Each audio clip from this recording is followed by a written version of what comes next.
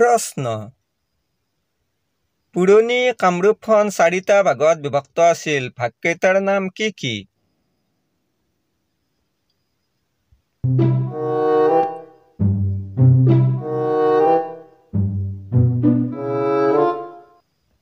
উত্তৰ ক ৰত্নপীঠ খ কামপীঠ গ স্বৰ্ণপীঠ ঘ সৌমাৰপীঠ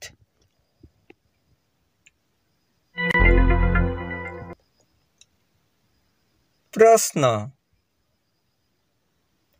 কোনজন দেৱতাৰ নামৰ পৰা কামৰূপ নামটিৰ উৎপত্তি হৈছিল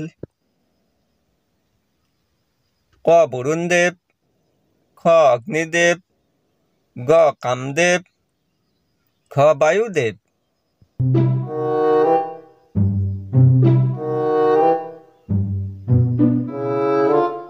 উত্তৰ গ কামদেৱ প্ৰশ্ন কিমান চনত আহোম ৰাজ্যত প্ৰথমবাৰৰ বাবে মন্ত্ৰীৰ শাসন চলে ক 1376 চনৰ পৰা খ 1380 চনৰ পৰা গ 1350 চনৰ পৰা ঘ 1325 চনৰ পৰা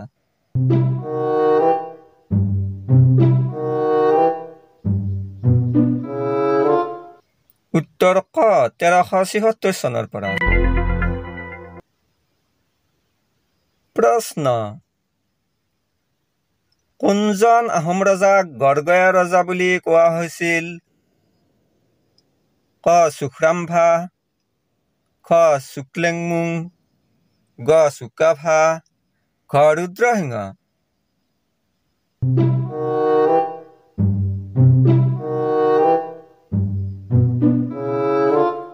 উত্তৰ খ চুক্লেংমুং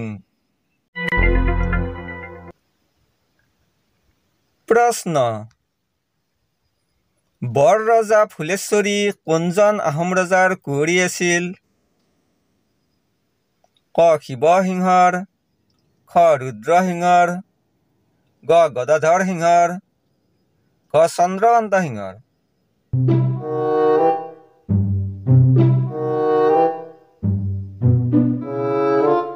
উত্তৰ ক শিৱসিংহৰ প্ৰশ্ন হস্তি বিদ্যাৰ্ণৱ পুথিখন কোনে ৰচনা কৰিছিল ক শংকৰদেৱে খ মাধৱদেৱে গ দামোদৰদেৱে ঘ সুকুমাৰ বৰকাইথে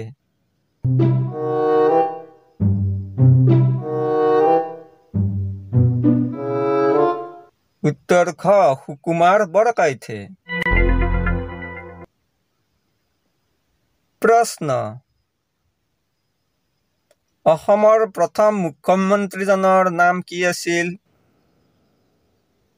ক বিষ্ণুৰাম মেধি খ শৰৎ সিংহ গ হিতেশ্বৰ শইকীয়া ঘ গোপীনাথ বৰদলৈ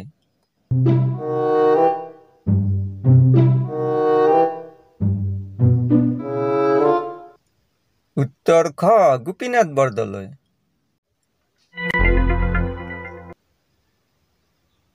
প্ৰশ্ন অসমৰ সবাতোকৈ কম বয়সৰ মুখ্যমন্ত্ৰীজনৰ নাম কি আছিল ক হিতেশ্বৰ শইকীয়া খ আনোৱাৰা তাইমুৰ গ প্ৰফুল্ল মহন্ত ঘ বিষ্ণুৰাম মেধি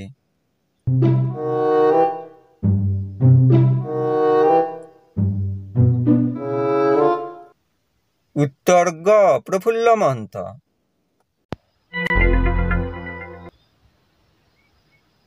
প্ৰশ্ন ভাৰতৰ প্ৰথম অসমীয়া ৰাষ্ট্ৰপতিজনৰ নাম কি আছিল ক ফখৰুদ্দিন খ আব্দুল কালাম গ দীনদয়াল ঘ প্ৰণৱ মুখাৰ্জী